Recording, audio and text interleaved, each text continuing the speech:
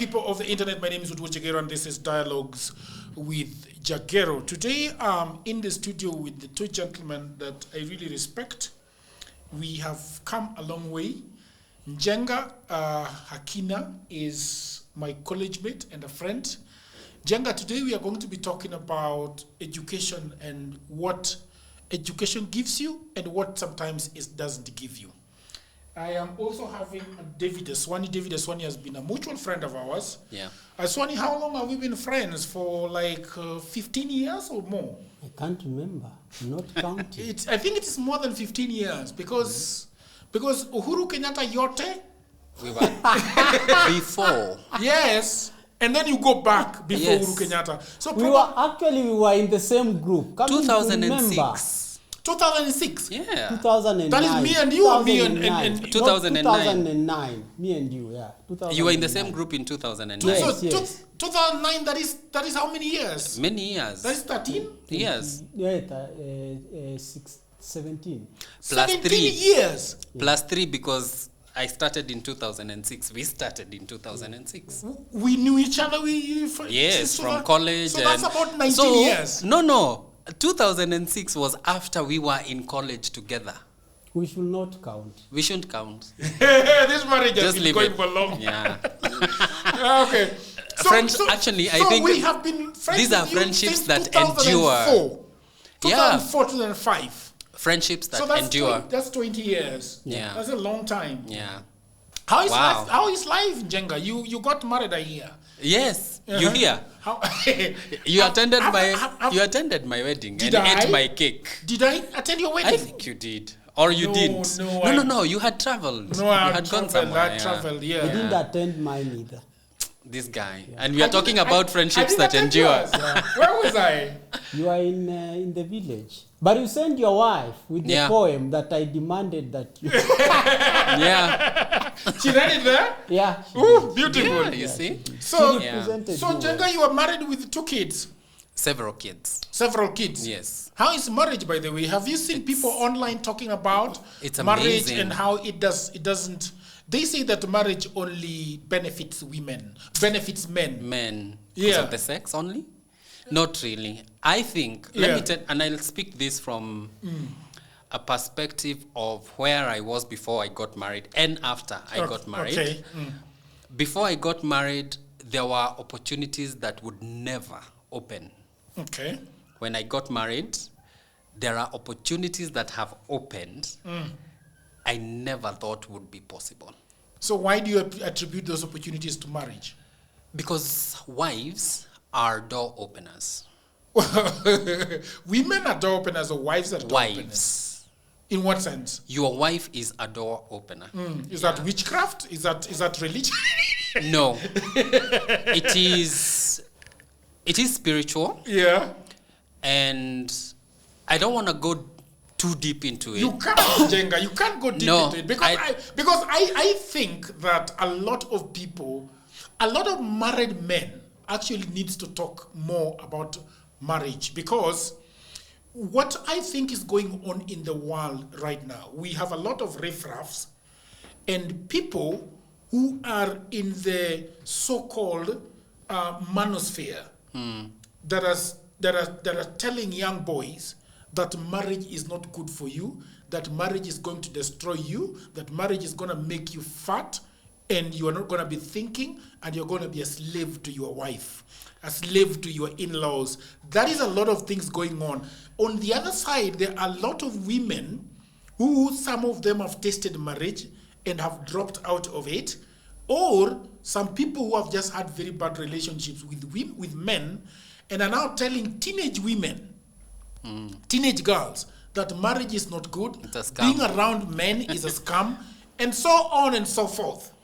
And so when these people come to my podcast, a lot of people are asking, why is it that we do not even see or hear men or women in marriage that is talking, Praising them. that's praising The marriage. The marriage. Then comes Njenga and is telling us some very, so Yeah, and Jagero, what I have found is, like I said, a wife is a door opener.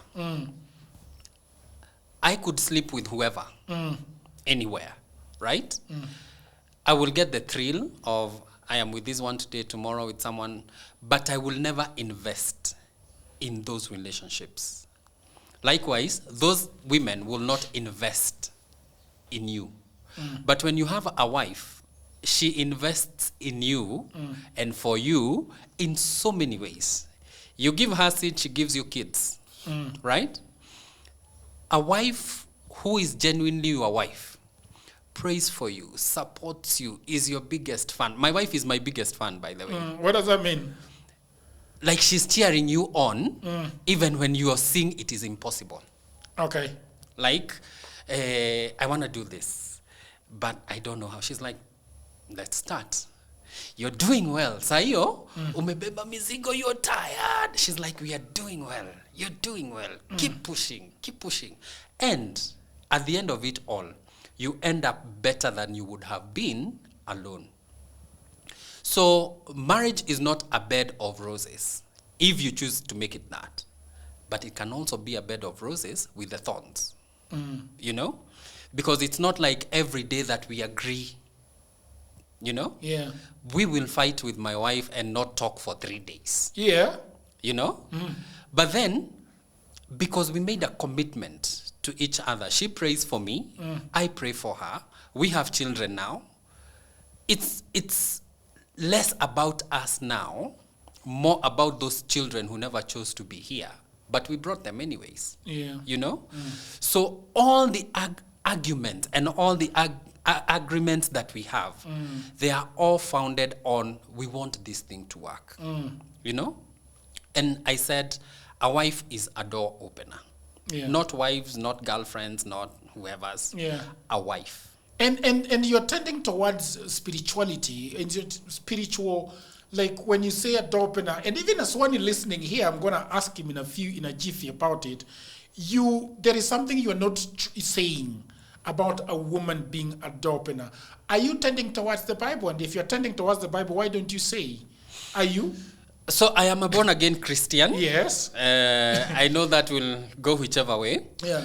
But I think I am also living in this world, you know? And I grew up in a family that was functioning. Okay. You know, the father is there, the mother is there. My brothers got married and my sisters got married. They had families, they are functioning up to now. Some of my brothers are married almost, almost 50 years. And their marriages are still there. Yeah. So I have seen it working. And when they have come together, there are things they have achieved that would never be achieved if you are one. So you're asking if I am leaning towards the Bible, and I am saying yes. Yeah. And also in the reality of this world, that unless you agree to work on your marriage together, it can't work. And I said, the door opening, Okay. the wife being the door opener is, she prays for you. She supports you. She pushes you. It may be selfish. To many people who will look at it, she wants her husband to succeed because she can stay at home. You know, the husband will provide everything she needs. She doesn't need to do anything, just have her nails done and her hair done. She looks good because the husband is providing. But imagine if both of you are working and the amount you're bringing home is 50,000 combined. Okay. But she prays for you. And God gives you a job, gives you a job that is giving you, as a husband, 500,000, 200,000. However much you would have done with the 50,000, you cannot get to the level of the 200. So a wife's prayer opens the doors for you. And I have seen it with my wife. Okay. She prays for me. I have heard these prayers. I have been in places of darkness where I do not know what to do. And she says, we'll pray about this. And doors have opened mysteriously. If I would tell you my story, before and after my wife, you would think it's witchcraft. Exactly. And I'm going to... and so then how do you... Because when you talk about your wife and the support that she gives you, then the other person will be saying, look, we told you, it is only the man that profits from marriage. So then what do you give to your wife? That when your wife comes to a podcast like this, how would she talk about you? How have you opened, is having you in her life opened doors for her? Yes. First, I don't know how she would respond. I don't know how to respond as a woman because I'm not a woman. I'm not a You can take a wild guess. But I can guess and say that she has grown in some aspects because she's my wife. She has grown in patience. She has grown in understanding. She has grown in, this guy is coming and fighting me for nothing, but still, keeps that. But to see a family whereby, like now I'm not at home, but when I get home, the kids will be like, Mommy, Daddy's here. Daddy's here. I don't think there is a bigger joy for a mother or for a wife to see a husband who is there with the children, for the children, and doing everything they can to make sure that this happens. And what I have tried to do is, my wife works in her own time. We both have been privileged and blessed enough to work from home throughout our children's lives since they were born. So she works in her own time, and I work in my own time. And what I have tried to do is, we never fight over money. That is a thing I decided. Whether it's me who is working when she's on maternity leave or not, I will never fight her over What does that mean? What is fighting over money? I left you 200. What did you do with the 200? Okay. I have decided not to. Yeah. Then there is the aspect of I don't have to wait for her to ask for the money.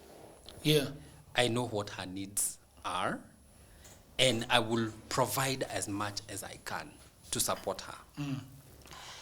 But there are also other things that happen mentally. In that, if I do not put her in a space whereby she can thrive, she will not thrive. And I want to put it like this. As a husband, when I became a new father, I was working in an office, still working from home, but there were some days that I would go to the office. And then you come back home, because of the kids, she has not washed the dishes, the house is upside down, and the easiest would be umeshinda ukifanya, But I chose not to ever ask her that question. Whatever happens in that house, however upside down it is, it's fine. Are the kids alive? Is she alive? Are we fed? We are good. So that is my way of supporting her. Would you get married again? To her, yes. Okay. Yeah. Aswani is a gentleman who is also married. I think we all married about the same time. I'm not sure. Which year did you get married? 2016. But isn't that the year I got married? Aswani, do you know when I got married? Later that year, I think. No, you got married in 2014, 2015, 2014. You have forgotten. My goodness. He has forgotten, so we are going to kindle this fire. Aswani is our diary, so he remembers. Yeah, so he remembers that. The other day, I saw Aswani gallivanting in Europe. With his one wife. And I was like... and Aswani, what do you think about marriage? It has been the best thing that has happened to you. That lady,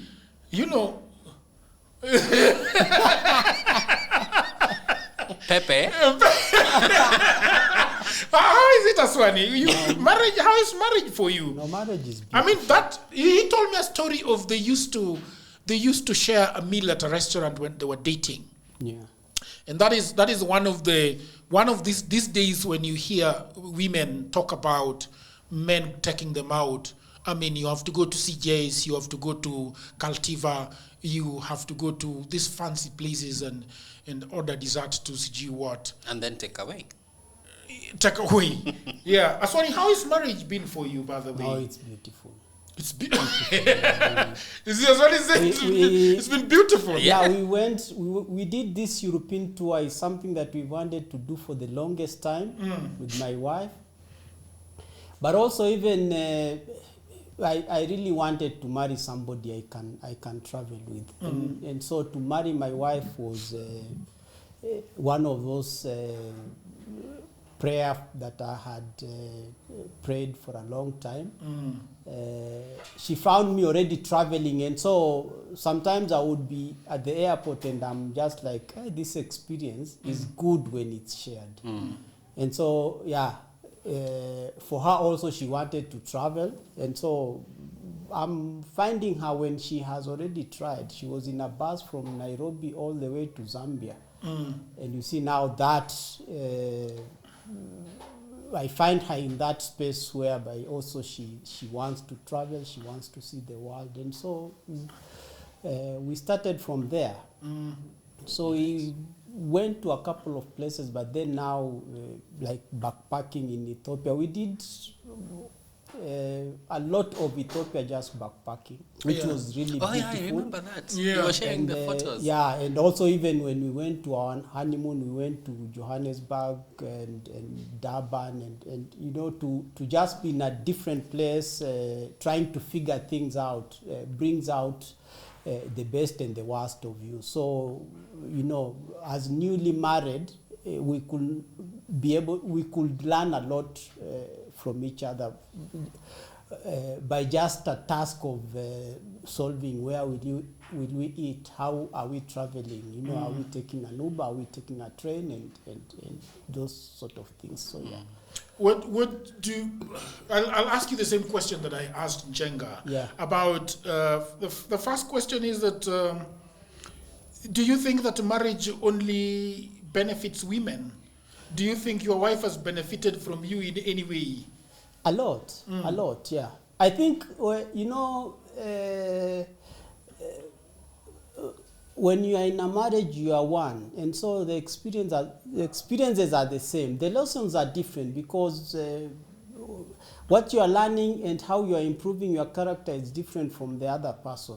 But I think for most part, the experience is the same, and especially when you are working towards a goal. For example, be it my goal or my spouse's goal. For example, we say, she needs to advance in her studies. So what do we need? We need to find a school. This is the money we need to pay. So you are in this process together. And so when it's accomplished, she gets the paper, but also there is something that you get, sort of the fulfillment that this is where my wife was, and this is where she is right now. And like for me, I'm always trying to improve myself, but also I'm always wanting my wife also to have an improvement. So the growth is for together, not just for me. Yeah, and so when you look at it that way, then you know, there's a lot. There's a lot that like you even your house help, you find her when she's here, and suddenly you have empowered her to be able to learn the machines in your house. If you want her to pick your kids from school, you have provided that possibility for her to be able to do that. Njenga, the reason why I wanted to talk to you and Aswani is basically about life. And when I was in school, high school, there were so many people that were coming from Nairobi to our school, and there were borders, and they were looking all shiny, all fancy. They had margarine and blue bands. Margarine is blue band, right? Yeah. And they had very well ironed shirts, and I used to look at them and say, these are the people that have got a future. Even when I came to school and we started schooling with you at Nairobi Aviation, by the way, Nairobi Aviation has changed location like twice. They went to Marikiti, then they left there because of the banana peel. Life has shown us I that don't. And then now I think they are at that house. I don't know whether it's called Menti House or something like that. At least they are closer. Yeah, to the CBD. yeah. But I've always wanted somebody to talk with about the issue of how you grow up and how you end up in life.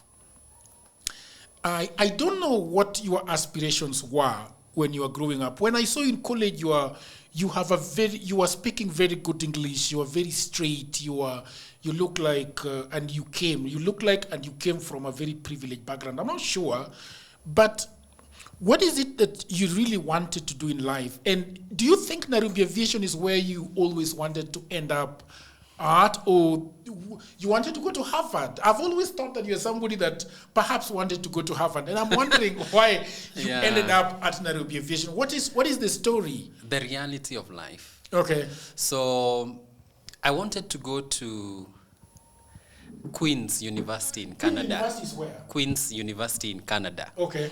So, and I was looking at this because I had magazines. So my brother used to work for an organization, an architectural organization here in Nairobi. He was a messenger. Yeah. And so he would come with the magazines, and so I would get to experience them. But then in primary school, the library was my go-to place. And we used to have books that were from the US, from Canada, from Europe. And I had this fascination with snow. I really, really wanted to go to these white places, you know? White in terms of snow, not in terms of the color. Yeah, I don't even think they are white people, by the way. Yeah, they are not black people. Yeah, I don't want to go there, Njenga. You're very passionate. Yeah, so I really wanted to experience this. But the reality of life is that it's very different from the ideals we have in our minds. And so in primary school, I was a straight A student. And so I was always being feted, always being gifted, always being awarded at the end of the term. I remember in class 5, my composition was a sample for class 8 students, pupils back then. And there is this picture that gets into our minds and we are like, we have made it, you know? The expectation is very different from what you get to after school. And so after primary school, I went to high school, which was a boarding school, and I hated boarding school. And I just don't like boarding school. To this day, I would not want my kids to go to boarding school. And reason being, there is a lot, like you were saying, these kids are coming with the bread, margarine, and whatever. And the pocket money you got from your mom was 20 shillings for the whole term. And everybody else is buying quarter. There was that quarter loaf of bread that we used to get from the canteen. And now, you know, they brought chocolate and sugars or whatever's from home. And for you, unless somebody is generous to give you whatever, to share with you what they brought, then there are things you will never experience. So I hated boarding school for the fact that it was very unequal. Yeah? And then having come from a setting whereby I was the light, well, like the luminary of this school, I was always number one, I was always being awarded. And then getting people who they don't even know who you are. You know? Because my school was a district school. I think they are now called county schools or something like that. So you have come to meet other people who are as bright as you are, and they don't care if you are shining wherever you are or not. So I actually got frustrated by the fact that I could not afford, or my mom could not afford. My dad had passed. My mom could not afford to get me the things I would need for high school. I get 20 shillings for the whole term. That's your pocket money. Yeah. You know? And so I kind of lost it somewhere within there. And I hate it. To this day, I hate boarding school. You see, even those reunions that people go for, I don't. For your high school? Yes. I don't. Because why? I hated high school. So any reminder of where I came from? It's, for me, I hate it for that reason. But I think that if you compare your reason and my reason, I would say you are very privileged to have been in boarding school, because mine was I was not even boarding. I was a day scholar with Nairobi borders. And before that, I was walking like several kilometers to school. To get to school. So I would arrive in school very sweaty and very soiled and not looking good and all over the place. And I used to lose a lot of books and a lot of papers because of no way of storing them properly. You are always having anxiety to go back home. But I remember when I was in high school, I would wake up at 4 in the morning, and then I would walk to school for about, how long? About an hour or 45 minutes. That was far, and it's a fast walk. Yeah, it's a fast walk. Sometimes you'd break into a run because you're late. Because you're late. And one of the things that I will never forget is that when I approached the gate, I would, because our laboratory where our chemistry teacher and math teacher used to do the morning preps, he would see you see the gate. Coming late. And you could see him too, because he was a very tall, towering guy. So I would see him. And he would see you. And he would see me. One of the things that, and that made me really look bad in front of the school, in front of because sometimes he would not allow you to get in. You know, despite all what you have gone through, what I've gone through, and reaching late, and so I would be there, and then by around 2, I have started having the anxiety of going back home. Yeah, you know, and so I don't know whether you have trauma from high school, but I think I do. I think my traumas are basically from that high school. The long treks and things the like long that. treks and school and no money. You know, you have 20 shillings, but then you have you are. I am boarding. You are I boarding am eating at school. Yeah, you know. Yeah. But when you show up at school with nothing, and you have how many meals? There is the break at 10, and then there is the lunch, and then you have to trek home. So that was very, very difficult, and I still have nightmares of my high school. Today, like I dream of that school teacher and maths. Because I was very poor in maths. Yeah. You know? So, yeah, and I can relate because you may have seen me as privileged, but it's because now this is in college. But high school was very difficult, like you had, and I am not an early morning person, so I hated those early morning wakes. In primary school, my mom used to wake me up for hours, and then she's like, "It's up to you now. If you want to go to school, shauri yako." So when she said that, I knew she was gone, and that is when I would get up and maybe like walk for 10 minutes to where the primary school was. But now in high school, you're waking up for preps, I don't know, at 5 a.m. And I'm like, I used to wake up to go sleep. To go sleep in class? In class. Yeah, because no one would be left in the bedroom. I mean, in the dormitories. Yeah. And so that, and I hate bells. By the way, bells ringing, I hate bells ringing. You have OCD for bells? Yes, I don't like them, because they are very controlling. Also, our education system is very colonial. And if you look everybody keeps speaking about our education being very colonial. Because it is to force it to create machines, not independent thinkers. There's a bell for you to go eat. There's a bell for you to wake up. There's a bell for you to go to the washroom. There's a bell for everything. So basically, you're programmed. You cannot think for yourself that it's time for me now, I can take a break. So whether you're sick, whether you are uncomfortable, whether you're frustrated, whatever it is, until that bell rings, you can do nothing. So basically, our school system was to make us feel helpless. And I hate that. I would hate that for my children. And so high school was a lot of that. And I hate boarding schools because of that. But then also from the fact that there is too much inequality, in that you brought somebody who is a politician's son, and then you are coming here, your mother is a, we are poor, and I don't want to say peasant, but, you know, because peasant makes them feel better than us. But the reality of life in Kenya is that our education system is not to make us, it's not to empower us. Yeah. It is to produce robots who are obedient to commands. Yeah. They have a program that they have to follow and things like that. I was talking to my nephew the other day who is at Dagoretti High.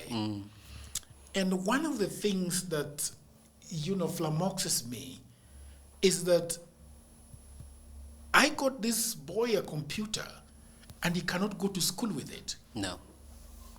Because laws He cannot or go regulations. to school with a phone. And you know, I was telling him when we were playing FIFA the other day that I think you should drop out of that shitty school. You should take them where they... No, I honestly think, Njenga, that boy is better off quitting school than being in that system. Yes, because I am thinking the boy is. I want to ask Aswani this. I don't know what Aswani is going to say.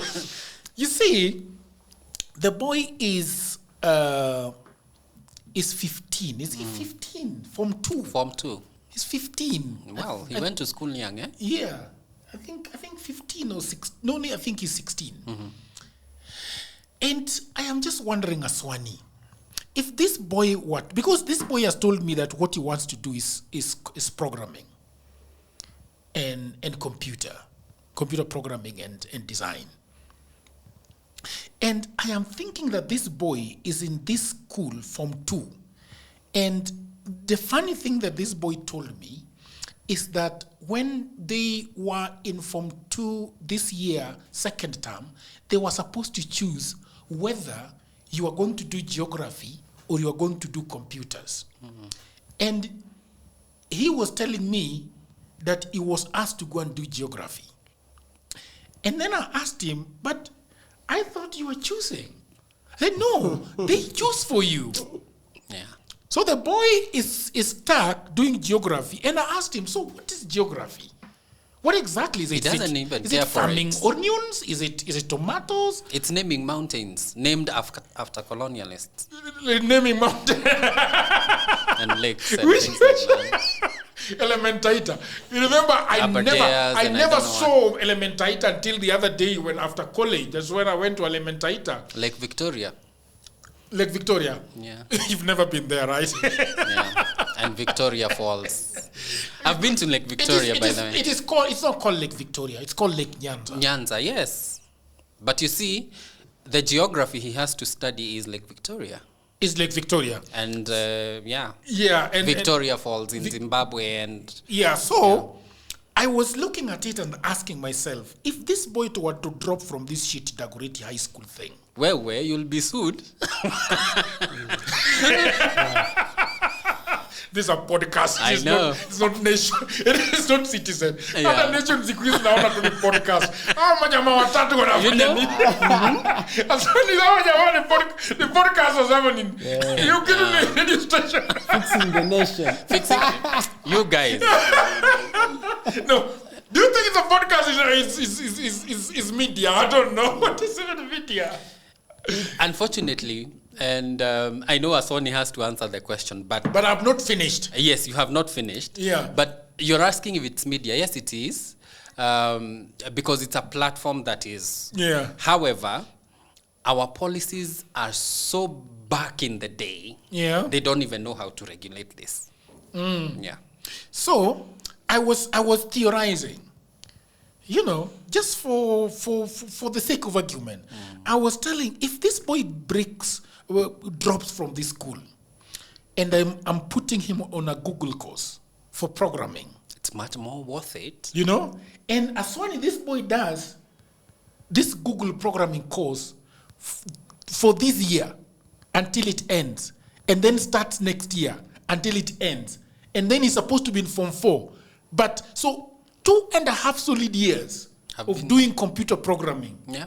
Sorry, which one is better? Whatever he wants to pursue.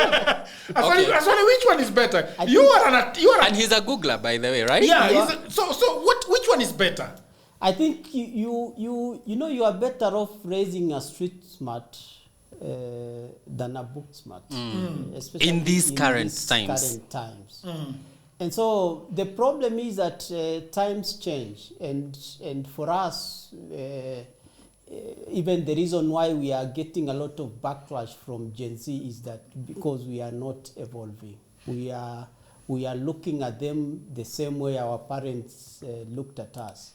Yeah. And it's not the same picture. Yeah. And so the same applies to education. For me, I say you raise your child for success or for failure. I tell my wife, if my daughter comes to me and tells me, I want to do a bass guitar, a bass guitar is what I get her. And I also joke that it's possible that I can go to school right now and still succeed. Exactly. Like, what was the hula baloo of, oh, you have to finish school? I would have dropped out and come back when I am serious now to pass exams. So there are those status quo that we need to question, education being one of them. What is success? We need to define what is success. Before it was that you will amount to nothing if you didn't complete or pass your exams.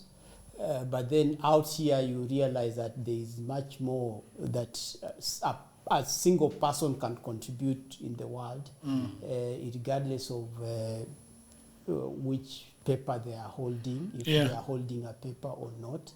Yeah, there's just a lot of contributions that you can offer the world. So and I think this is where the frustration comes in.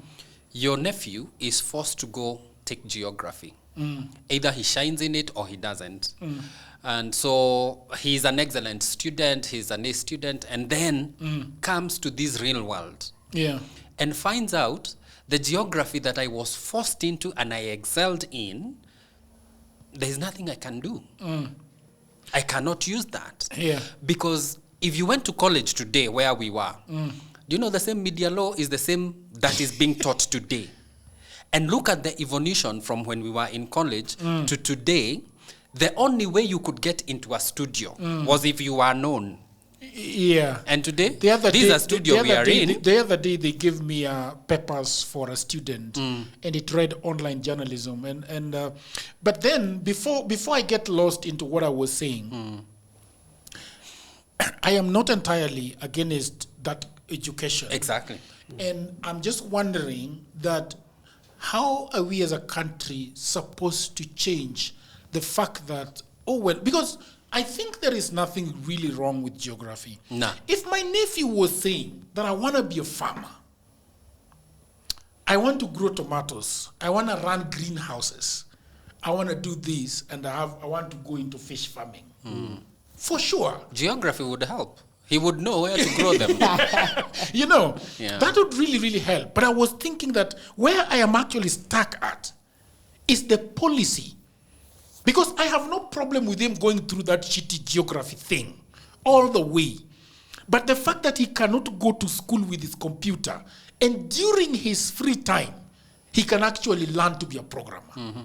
So that he's doing the government. You see the way Gen Zs now come to me and tell me that I did procurement for my parents. Now I want to do podcasting for myself. Exactly. So yes, the same way you can do geography for the government and have that paper. But also the fact that this boy actually cannot have his computer in school and do programming.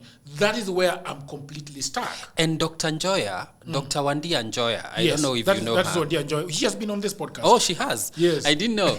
But I really love her takes on education because like when CBC was introduced, she was like, what are we doing?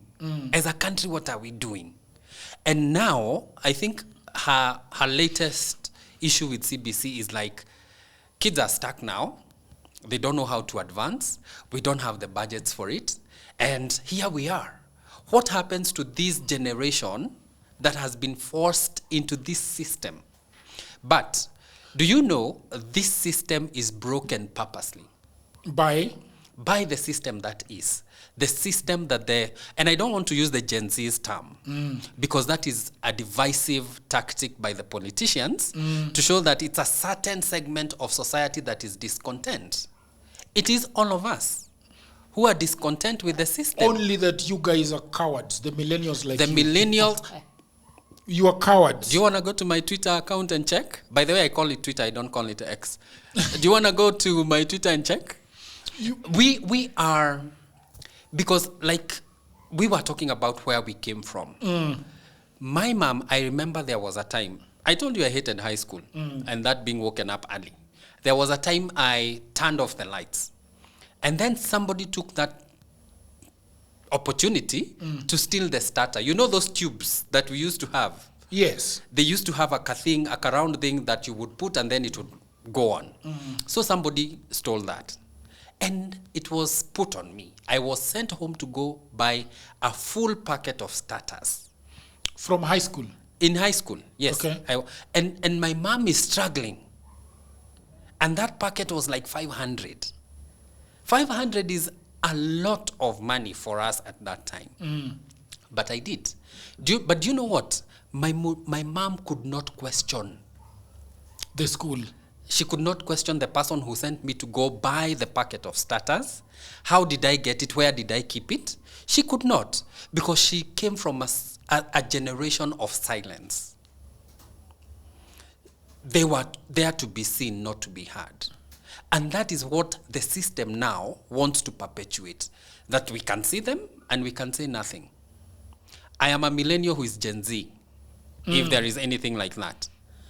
Because I am always agitating for this.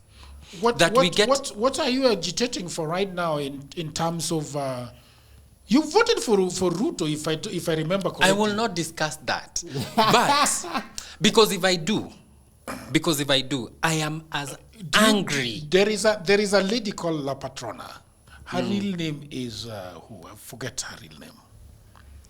Today, on the internet, she stated that, okay, she's well, the Meru don't call themselves Kikuyus. I don't know, understand. Yeah, they are Meru. Well, it's Meru or Meru. But it's it is very interesting how they vote the same, though. Cousins. You see, they are cousins. It's interesting how you guys vote the same, even though you call them. What did she say? Anyway, to Alua, I don't care, and I don't know the difference. She said that she has a problem with Ruto must go. Because I have a feeling that the relationship we have with Ruto is a broken down relationship. Completely broken down. Yeah. As somebody coming from where I am, there is a lot of betrayal and a lot of things have gone wrong based on what we were promised and what we were told. But I think that for us to say Ruto must go, we must first of all talk about the relationship we have with him. That we had with him and why we gravitated towards him. And that is going to help us with the person that we say must go in. Yeah. You know, so this is why I think Maraga is the best person that should go in. And she stated her reasons. And this is the problem that I keep finding with us Kenyans. Because, for example, right now, I am a Luo. In 2022, Raila was vying, and we were told that he's the best person after sliced bread. He's been that for the Luo community for a very, very long time. The Luo people have always said that, we didn't have Lake Nyanza, is the one who brought the lake. We have always been told that we never had the sky. Raila is the one who brought the sky. We used to be told that there were no mangoes and fruits. Raila is the one who brought all of them. Udhiambo is here, very big supporter of him. He has done so much for this country. He has done so much for this country. Raila has done so much for this country, and we deserve him. I don't know what he's done for this country, but I have been told to vote for that guy several times. And when he says Kibaki Tosha, Kibaki Tosha. When he says this, we say that's the thing. Now he has taken us to Ruto. But Hatoshi Sasa. Nani? For most Kenyans, Hatoshi. Ruto. You guys, he's been endorsed, but Hatoshi. You guys, you know, you people from the mountain cannot have your cake and eat it. You're now targeting, and this is what the politicians want. They want us to say you guys. They want us to say you guys. You say you guys. Yes. We say you guys. Yes. Because they want to divide us along those lines. And I am a Kikuyu. Okay. From Kiambu. We are accused. Yes. We are accused of not voting for people who are not from our tribe. Okay. I voted for Ruto. Is that you voted? Okay. Mm-hmm. I voted for Ruto. Okay. Reason being, okay, at that time, he was promising. Like he was the light that we had so yearned for. And we voted for him because I would not want to see my president fail. Because I believed... President fail? Listen. Okay. I believed, when I was casting that ballot, I believed he could deliver. Yeah. And the reason I voted for Ruto is because we had Raila Odinga. Yeah. We had Martha Karua. Yeah. All of a sudden, Martha Karua and Raila Odinga were being buoyed and supported by the Kenyattas. Yeah. Well, by Uhuru Kenyatta, right? And they were all of a sudden, all over the country in choppers, doing like, across the country, tours and visits, like 5 in a day. Right? It's called a campaign. It's a campaign. But who was oiling this campaign machine? It was the Kenyattas. It was Uhuru. Let's say Uhuru, because Uhuru is the one who said, ndugu yangu. Yes, ndugu yangu. Sindio? And the reason I voted for Ruto was we needed to break the thing about we can never vote for someone who is not from our tribe. And I believed in the fact that in as much as it was 10 years that were wasted by the Uhuruto government, this guy was in government and he was saying, the reason it's not working is because I am not getting the support I am. Yeah. From? I'm not on top of things. I am not getting the support because he was saying he was being sidelined. Yeah. So there was sympathy. Okay. And my choice was based on, let us see if we can get somebody who we chose to forgive. Remember, there were many, many painful occurrences in this country. 2007 particularly. 2007. Before 2007, there was 1992. The first 1992. Yes. Was that? Can you tell me about 1992? The first post-election violence displaced persons that I saw was in 1992. The multi-party democracy of 1992. That was the agitation for multi-party. Yes, the first democratic election was 1992. Was it 1992? Yeah. And that is when people were displaced and killed in Molo. In Molo? Yes. Okay. Do you remember? I don't remember. And they were taken to Mai Mahiu and I don't know. Yeah. Yeah? So the first post-election violence displaced person that I saw was in 1992. She was my classmate because they were assimilated into, because they came to Kiambu, the schools that were there. These guys were living in paper houses because there weren't even tents for them at that time. And so... This is after Jomo Kenyatta stole their land. Moi was the president. But at Jomo that time. Kenyatta stole their land. No. Kenyatta was not even in the picture in 1992. How did the Kikuyus end up in Molo? Kenyatta died in 1978. How did the Kikuyus end up in Molo? Do you know? I don't know. But what I know is they had land. However they were settled. I don't have much of that information. Yeah. You should. I will, and I will get it. So the first person I saw who was an IDP was in 1992. Okay. And I didn't know what it meant to have skirmishes. And then we come to 2007. Yeah. When Kiambaa Church was burnt down, it was about 5:30, almost 6. The sun was setting. In the morning or in the evening? In the evening. Okay. The sun was setting. We were watching TV with my mom. And when we saw that the church had been torched. It was breaking news. Yes. It was live coverage. Live? Yes, it was live coverage. And that is when Michuki said TV's off. He did. In 2007. Could that be the president? Could that be the instruction that led to the raiding of the Standard? No. The Standard was later on. Okay. The Standard was later on. There are tours. But they agreed to switch it off. They were switched off because the signals are from the towers government. somewhere. They switched it off by themselves. And then it wasn't digital. Yes. It was analog. So they switched it off. And I remember we were watching this. It is a church, and now the flames are over here. I remember my mom breaking down. She knew the people over there? Or she was breaking We were down? watching TV. The people being persecuted are the non...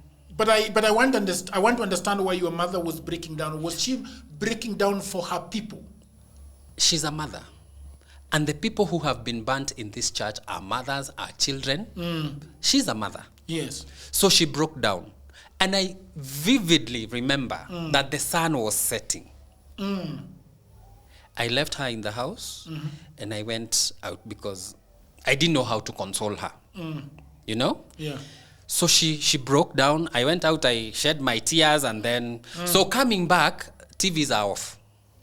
They're off? Yeah. What is showing Mchele kwa TV? There was Mchele. Okay. There was Mchele. I wonder what usually shows on TV when they switch it off. There was Mchele, and then after that, the presenters come back and they say we are discontinuing the live coverage. So they're going to telenovela. So they go back to... No. They go back to the earlier events. Okay. Yeah? Because the dispute was about the numbers. Who won, who didn't. And this was between Ruto... this was between Kibaki and Raila. Raila Ruto. Yeah. Who was the vice president, Aswani? Kalonzo became the vice president. Kalonzo was There was Kijana Wamalwa. It was Moody. Before even Moody, there was Kijana Wamalwa. No, but the original. It was supposed to be a joint ticket. Yes, but then... Kijana had rested.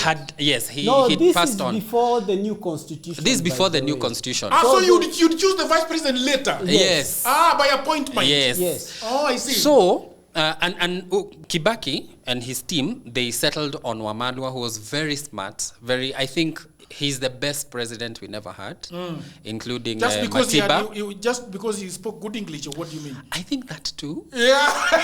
But again... you can't tell they were going to be good presidents before they are president. English is a colonial... Because even Kibaki would have made... I wish. We would be talking about Kibaki, the past president. I wish. Tom Mboya would have been a dictator. I wish Kenya... would disagree. I wish Kenya was a homogeneous community. Yeah. Whereby we would be like in Indonesia and we are speaking the same language. You know? It would be really nice having that homogeneity. But Njenga, do not miss where we were going. I am not. Yeah, we need to take a... It's you who has taken me on this detour. Yeah, but it's very important. Yes. Because you are creating context. Yes. So, 2007 happens, TVs are off, and then they are back with whatever happened earlier in the day, and now the church burning will come later on, 9 p.m. news. We didn't have YouTube, it wasn't as it is today, right? And the phones and everything, it was very limited. So, we were talking about education, right? So no. We were talking about we are still not gone to why you guys chose Ruto. Why we chose Ruto? Yes, because that's what we are going in. I had even lost my thought. Yes, you were talking about. So we forgot. Okay. And forgave. Okay. Those really horrific experiences that we had, and we were like, okay, this guy has been to church. He's cried. We have forgiven him. Yes. Yeah? So let's give him this chance. Personally, as a believer, I was like, he knows who he is with his God. He went to church, he cried. He's been prayed for. All the pastors in this country, all the churches have endorsed him. He must be from God. You know? he must be from God. Yes. Yeah? Yeah. And Well, how so- naive. Yeah. And so we voted. Yeah.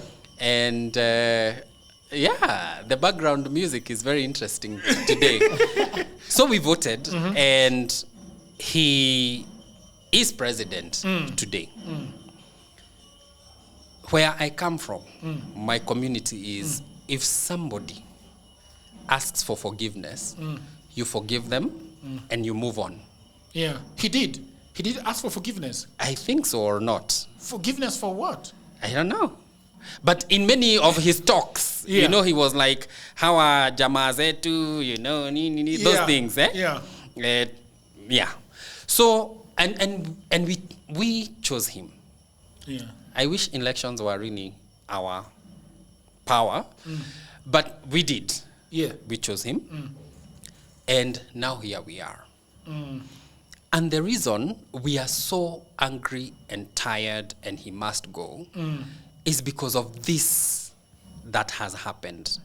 The promises you made and what you are doing are going the opposite direction. Yeah.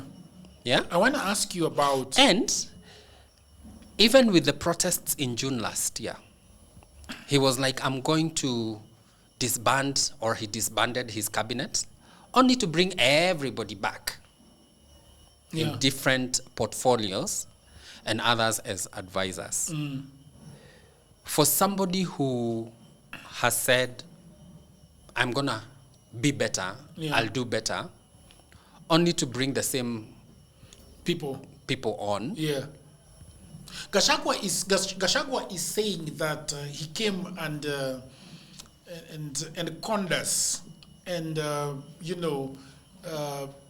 lied to us, told us that Uhuru is a drunkard, told us Raila is the devil, told us this and this, and so I'm just wondering, because what do you think about? Do you think that Gachagua is saying the truth? For somebody who just a few months before he was impeached was like, use all the force that you can, to make these people silent and quiet and things like that. And all of a sudden coming and becoming the savior or the angel that he was not. Whatever truth is in his statements, that's his truth. Because if he had not been impeached, would he be saying the same things today? If he had not been impeached? For me, he is not an option. He is part of the system that needs to go. Him, Matiang'i, and everyone else. We need a fresh template. Unfortunately, he is part of the system. So who? Kasmuel Makoure? Oh God. No.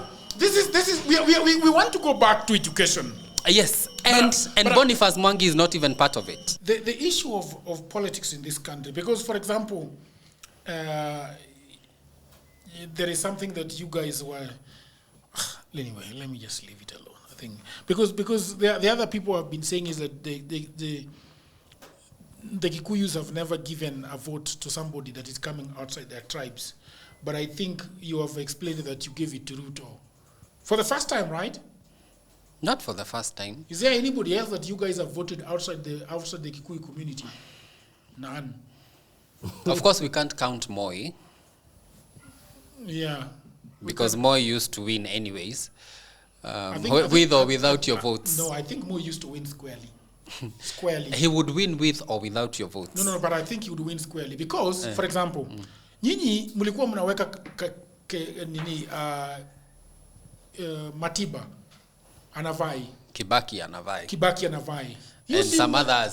See, you mmechukua Central Nyanza. Walikuwa wanagawanisha hizo votes. Yes, then Raila in Nyanza. But then he's left with the entire country. How would you guys win? By the way, when Moi was standing for elections, the votes counted usually in total would be like 6 million. Okay. Yeah.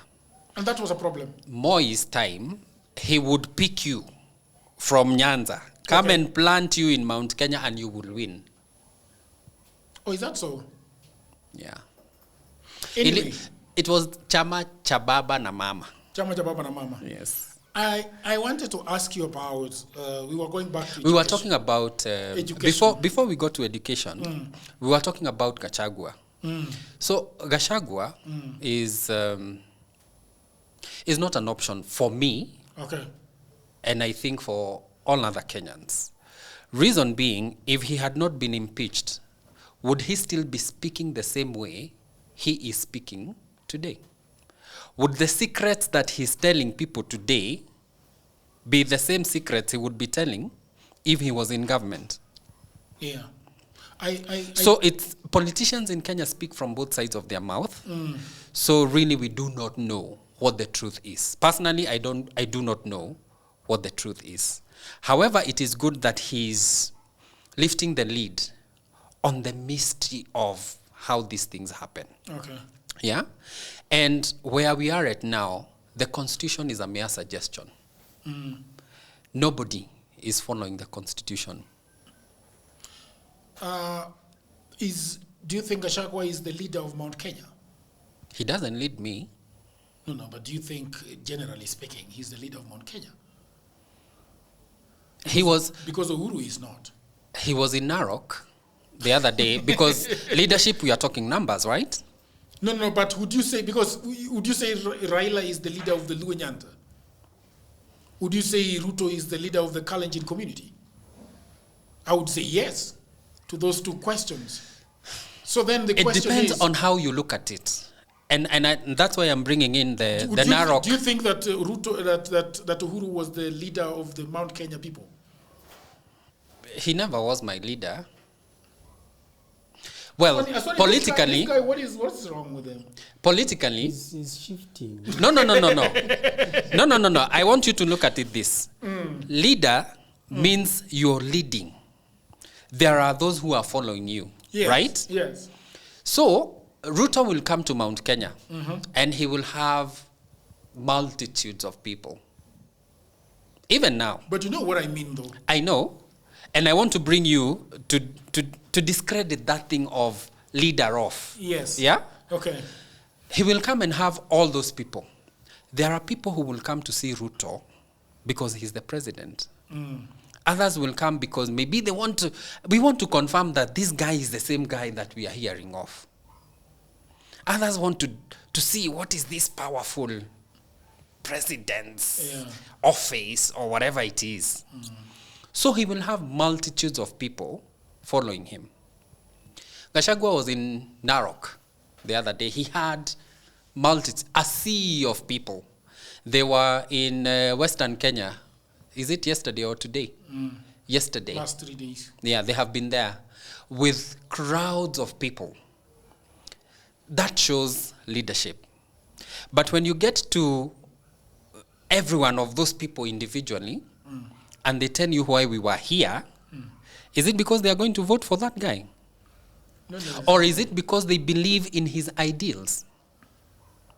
Being a leader means, if you are my leader, I believe in what you're saying, in what you're telling me about. So Gachagua he's claiming to be. Yeah. What I would say is... If elections were held right now, and hypothetically, he is in the ballot, you think, what percentage of Mount Kenya do you think he will get? Depending. Like a wild guess, how much percentage do you think he'll get from Mount Kenya if he were to stand today? At the point we are in now... today, and he's on the ballot. At the point we are in now, whoever Mount Kenya people vote for is to make sure that Ruto is not the president. Yeah. So you can put a gunny bag there and say these are one running against the president. But that's not my question, though. And they will vote. That's not my question. But if Gachagua stood and said, I am vying, I think most of the people there would probably vote for him, given the circumstances that we are in. If we go back to like 2012, 2013, when it was Kibaki handing over to Uhuru, the dynamics would be different. Remember right now, everyone is aggrieved. Is it against or by the president? What do you mean by everyone? Everyone is angry. Which one? Everyone I am angry. In Mount Kenya or, We can or, see. Or nationally? We can see. Because if you're talking nationally, we had a full stadium of Luos, Igwe. the one who slept in the stadium. Yeah. And go back to my analogy of... So I think that realistically, we have to understand who is actually not happy with Ruto. Because I think that if you go to Nyanza right now, they're largely very happy with Ruto. Why? Because Raila Odinga has said... You are in government. We are in government, and we are going to get the roads, and we are going to get our roofs made of biscuits, and it's going to be rosy all the way. So if, for example, we want Ruto to go home, all right, we have to make a case nationally that he needs to go home. And that is what I am not seeing. Yeah. That it is not, and that is the tragedy of our country. That once people have gone and broken bread at some table somewhere under the shadow of darkness, they come out and say that this is okay and this is good. I was a sympathizer of Ruto, but I never voted for him. I never voted actually, but I sympathize. You are with the him. reason we are here. You people who don't vote. No. You voted for him anyway, so what was going to count? Probably your vote is what we needed, because the difference between both of them was a few 100,000. Was a few 100,000. Yeah. But I also didn't like Raila anyway. So, going back... I did not like Raila. I did not like right now you guys have fronted Ruto for 2027. You are fronting Matiang'i for 2000. Kenyans. A part of Kenyans are fronting him for 2027. A part of Kenya are fronting Matiang'i for 2027. Part of them are fronting Maraga for 2027. Some of them are fronting Kalonzo Musyoka. Some of them are fronting Rigathi Gachagua might not be allowed to run because of his court cases and because of his impeachment. And because the Constitution is a suggestion. What do you mean by that? Because if we were following the Constitution, some of the things we are experiencing now, we would not be. If we were following the Constitution, Njenga, you should not have voted Ruto. Exactly. That's why I'm saying if we were following the Constitution... Which we are not going to follow in 2027. No, it has to be followed. now it serves you. No. Not because it serves me. Not because it serves me, but because June 25th... As a matter of fact, if we had a constitution, even Uhuru Kenyatta should not have been in government for 10 years. Exactly. Because of... And you know where they came from? 2012, 2013... Where did they came from? The Constitution was just... Yeah. And Jagero, the Constitution was just how many years old in 2013? It was 2010 was the Constitution. Yes. So that is 2 years later. It was 2 years later. So remember that the Constitution has not been implemented as it should have been. Starting from when Kibaki signed for, and said now Kenya has a new constitution. Yeah. And all this way, we have not. The Constitution has been treated as a suggestion. And so, the thing and the saving grace that Kenya has is that politics in Kenya will never be the same after June 2025. Can I ask you a question? Last year. Can I ask you a last political question? A lot of people have always said that Kikuyus are very selfish with their votes, that they always want their own. And the other day we were fighting, and I think people were saying that I was telling them that Kikuyus are not government, they said, but they are. Where? Am I in government? Do you think that Kikuyus have been selfish with their votes? Just like every other tribe. Yeah? Yeah. Except that the Luos have given it to several people, gave it to Moi, I would like you to go back to the data the IEBC data which is available online, and compare the numbers that Raila has gotten from Mount Kenya region with the numbers Kibaki and whoever else has gotten from Raila strongholds. Yeah, tell me about it. I want you to go to the data and look at it. No, you tell me, I'll believe you. Don't believe me. I also want you to go to the data. Yeah, I will. But you will be surprised. For the sake of this podcast, you can just tell us. You will be because this is now busting the myths, yes. Right? I think the last election that we had was in 2020. When? 2022? 2022, right. Raila got like 800,000 votes from Mount Kenya region, right? Go look at the other people, how much they got from Raila's strongholds. 6 Which P's. other people? 6 P's. Yeah. You go look. Yeah? Nyanza and Raila 6 P's. Yes. So go look at the numbers. Yeah. And then come tell me Kikuyus are selfish with their votes. So it's a lie. It's a lie. Because every tribe is like self-preservation. Yeah.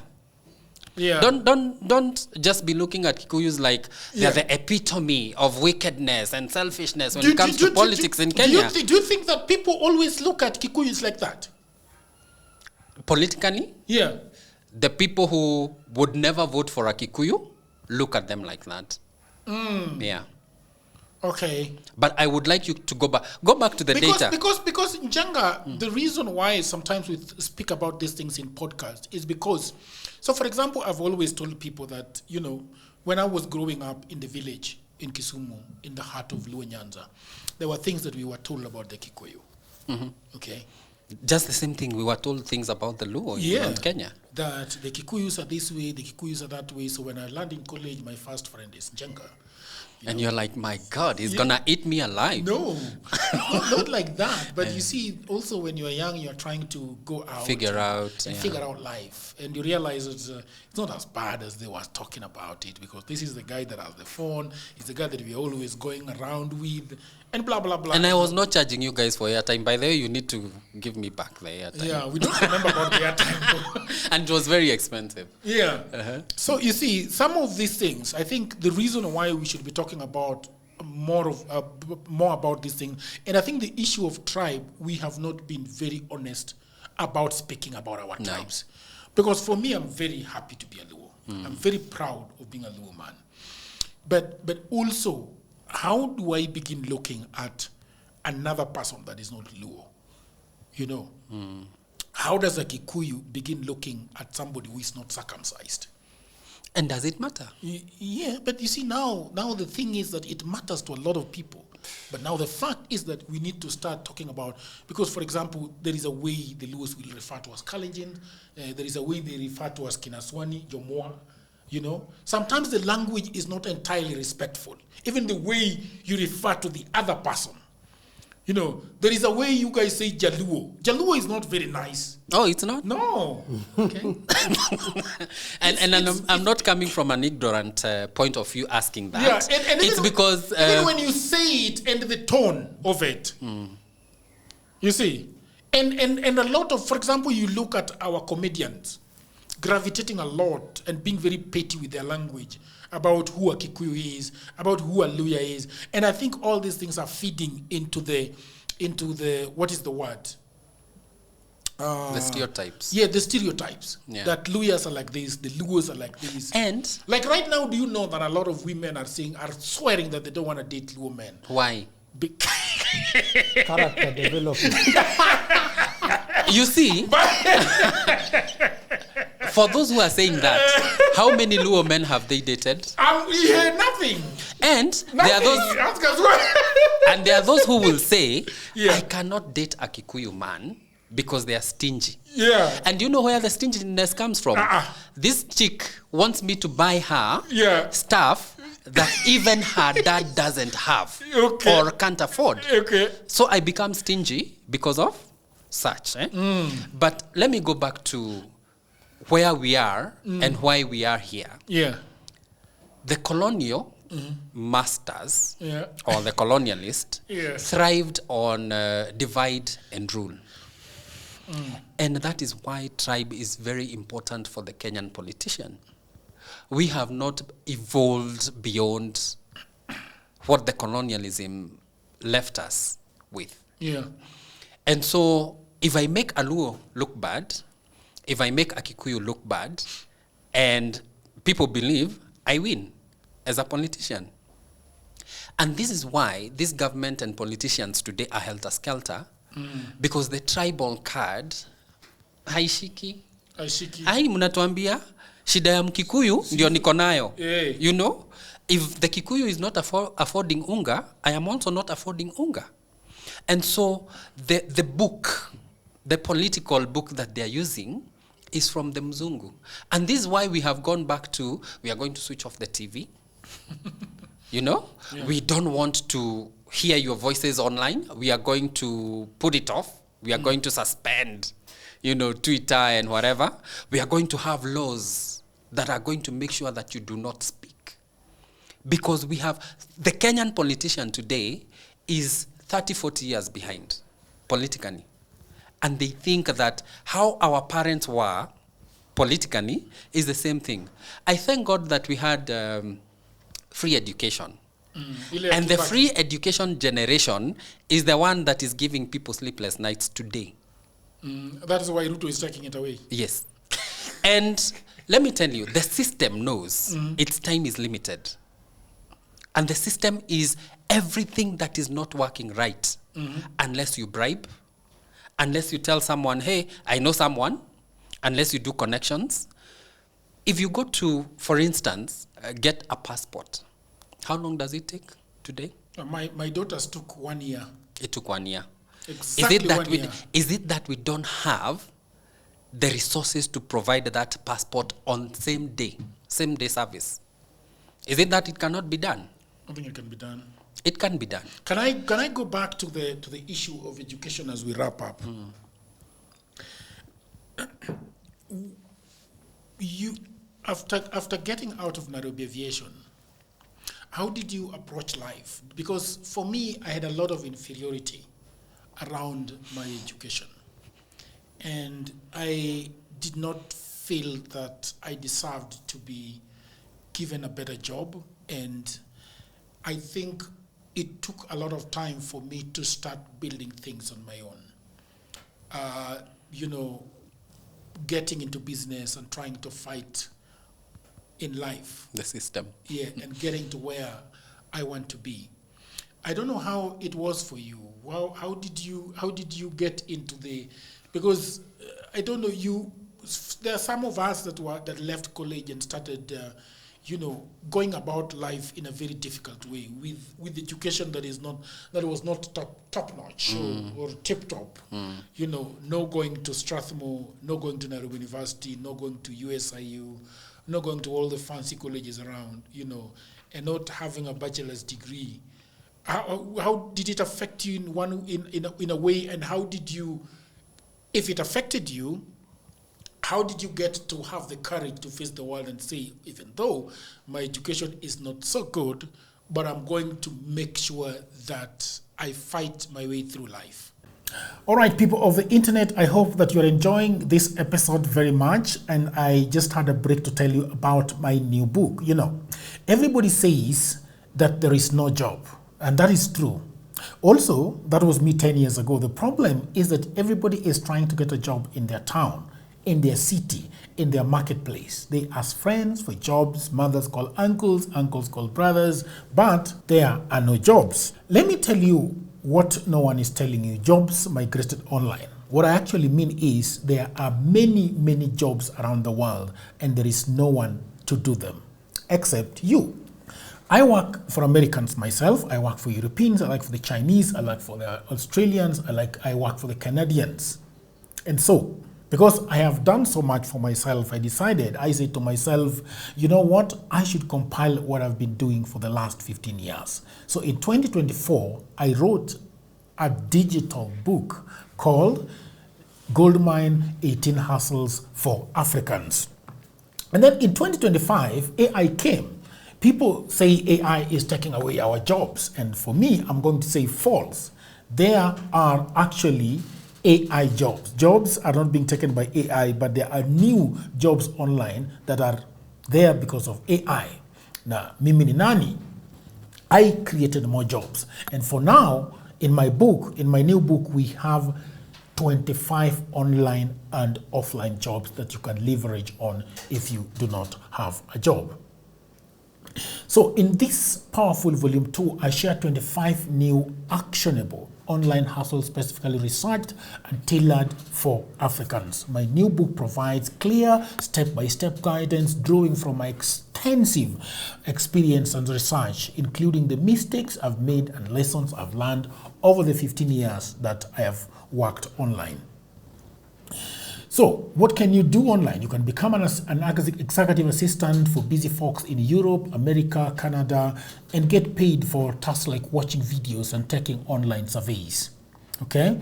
You can build a lot of things. Build a business as a virtual assistant, start an e-commerce shop without capital, be an affiliate marketer, or you can also become actually an English tutor and tens of AI jobs.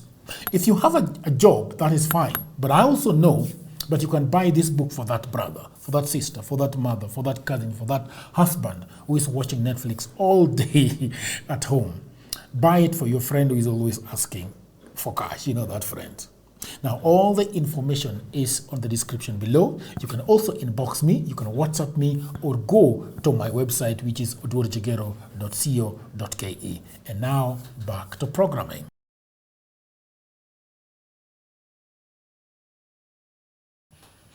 I would say thank God for family members who believe in you. And the fancy place you came to, that was my family, relatives. Yes. Who hosted me for more than 10 years. Yeah? I don't think you knew until now. Yeah. At some point I figured it out. Yes. Yeah. You figured, but you never asked because, no, I never asked. Yeah. Yeah. So thank God for family like that. People who have made some certain steps in life. They have figured it out. And they decide, we are not going to leave you in darkness. We have made this path. We're going to hold your hand and lead you. Yeah. So after Nairobi Aviation, my family paid for college, and I went to another college. Did you? Yes. I went to another college. And why though? Why did you go to another college? Because, see, I told you the education system in Kenya is terrible. Yeah. And so I needed something that would give me certification that would allow me to at least say I went through college. Yeah. You know? So they were giving certificates on aviation though. I still have mine. You have your I think I have my transcripts or something. Okay. But when the reason I had to go to another college was I needed a valid paper. Yeah. If you remember back then, there were many questions about, is this approved? Yeah. Is this acknowledged by, I think it was the Commission for Higher Education at that time. Okay. Was it? I think so. There was something on education, for tertiary education and things like that. But I would imagine that our college should have been approved. Where? You were and you were again. All right. Because you know how it was being run. We couldn't even we were paying all those millions. It was a farm. Yes, it was a farm, by the way. We couldn't even get equipment like this. Yeah. And it's a whole college that is opening branches all over and flying planes. The problem was probably in the naming. Why would they name it Nairobi Aviation? Because they wanted you to go fly. Yeah. You can only fly in Nairobi. But I think that was his first dream, though. I think so. To have it as a flying school. I don't know whether it was a pilot. Actually, they had a huge, engineering department, if you remember. Yeah, but where was the engineering happening? I don't know. I think they used to partner with some. But anyway, I don't want to sin a lawyer, by the way. But so I had to go to college. And so I got a college in the UK, and I did long distance. Is that so? Yeah. What were you doing there?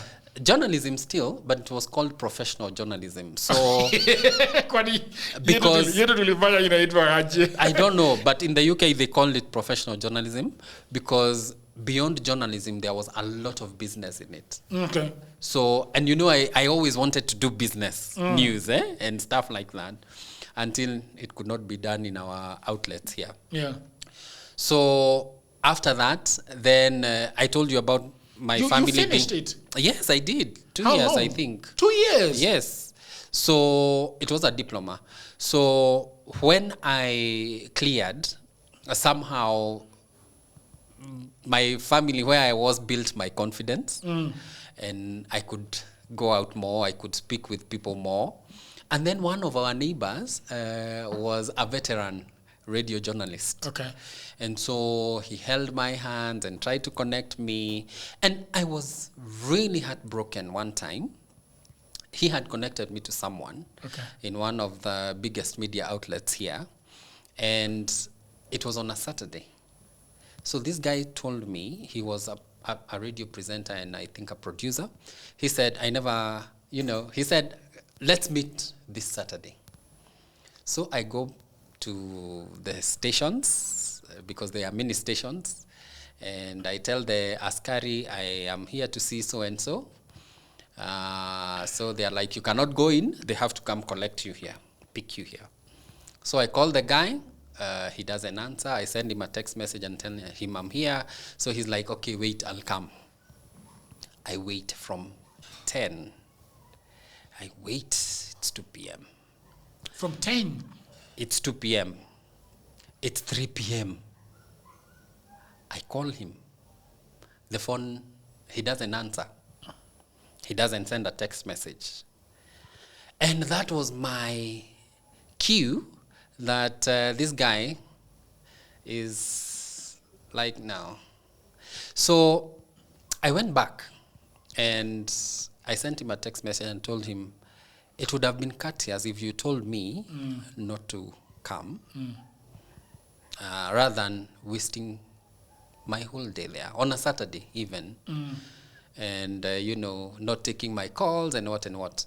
The text he sent was, oh, young man, you could read the attitude in the text. Yes. Young man, Tone can always come out. Go slow. Hii maisha, haina kungangana, pia sisi tulingoja, sijui. Nikamwambia, thank you, but you won't dim my light. Those were my words. I sent him a text message, and I had saved that text for a long time because I was like, I'll keep it as a testament that my light will not be dimmed by an individual. And so it didn't work. Why was he asking you to come, and why do you think that he decided that he doesn't want to come out and collect you? In your head, what exactly happened? Because I would not tell you to come if I don't want to see you or if I don't want to collect you at the gate. So what do you think happened?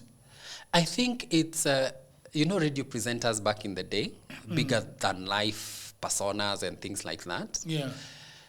I think it was that. But even if you were bigger than life, I mean, do you just tell people to show And up also, at your office, Aswani, and not come around and collect them? Because I don't see how bigger than life applies in this. Yeah. Or because sometimes I also feel like people tell you things because they want to. They want just to get appease somebody else that is close. That could have been a part of it, because the guy who had referred me, who was my neighbor, the veteran radio personality, is a notable, even today, he's a really nice friend of mine and our family. And he's the one who connected you to this guy. Yes, he's the one. But when I told him, he was like, don't worry, your day is coming and you'll be fine. So after that, I went back home. And I now had 2 homes, one in Nairobi and one in Shags, because of my relatives in Nairobi. And so I went home, and then I was listening to a certain radio station. Tulikuwa kwa shamba with my mom, and I told her, Mom, I will work with these guys. I'll work with these guys. So when I came back to Nairobi, it was like around July, June, July. It was very cold. Limuru can get very cold. Guru is cold. Yes. All day long. Yeah.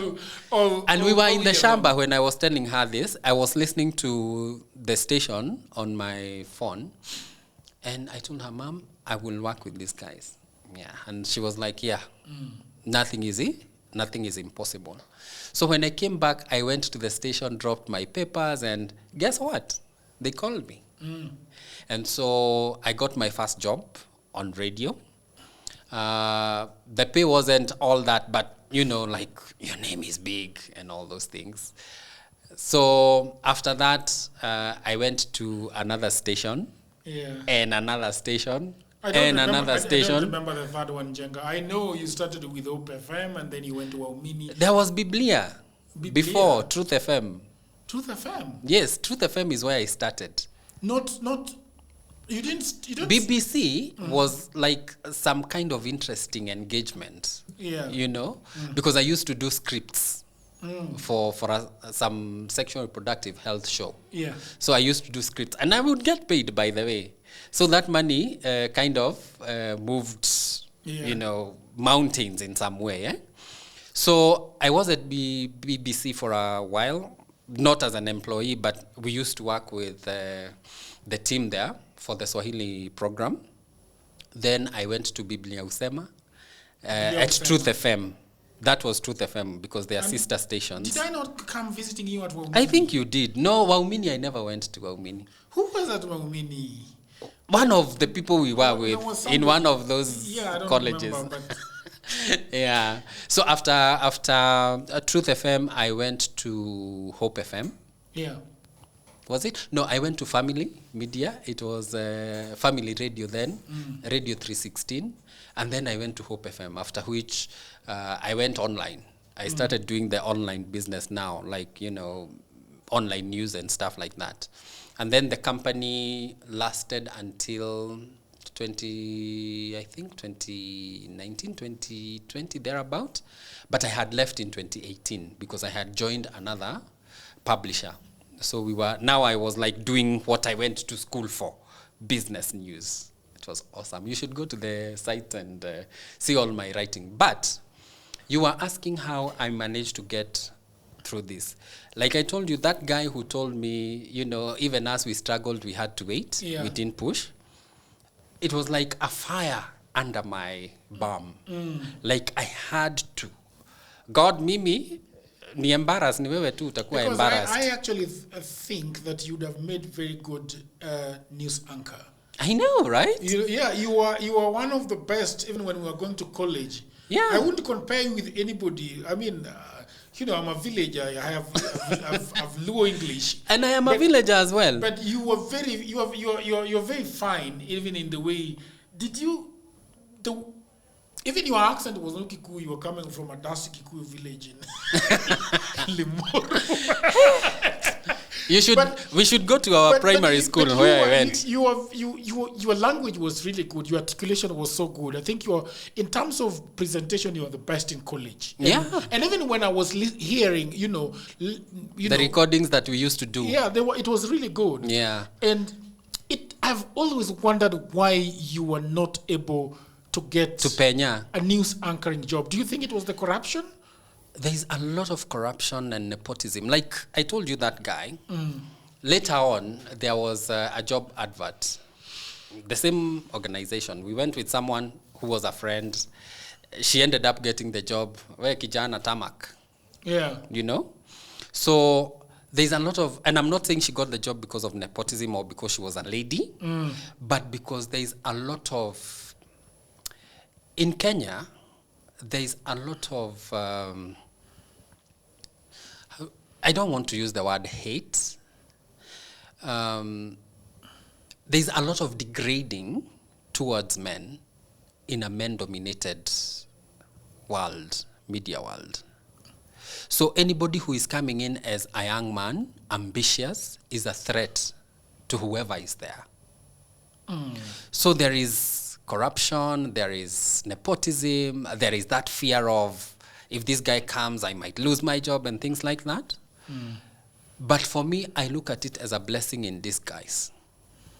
In that even the things I know today and the things I do today are because of that kind of being pushed aside. You don't matter. But in myself, the biggest leader should be yourself. And I think I became this knowingly or unknowingly. And then I had a very supportive family. My mom, my adopted family, who is my aunt, my mom's sister, and her family. And actually, my cousin, one of them was working in one of these outlets. But she wasn't in broadcasting. She was in like Nauko, behind the scenes. Not even in broadcast. But she was behind the scenes. I think it was one of those things that they do, sales and things like that. So from what I learned from her, because she also used to encourage me and tell me, it's gonna be fine, don't worry. And then my family, then my uncle. Where the palatial home where we used to go was that was your aunt? Yes, that's my auntie, my uncle. These are your mother's my mom's sister. Your blood sister? Yeah? Yes, blood sister. Yeah. Because she used to look like you. I know. You should see us today. We look even much more alike. Yeah. And I would say I am grateful for that family and for everyone who has been in our situation and they had someone to hold their hands. Yeah.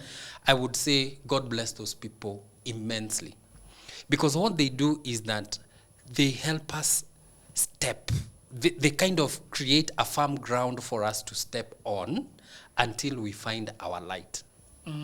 Before I came to my family here, I never used to know that you can get an allowance as a son or a daughter.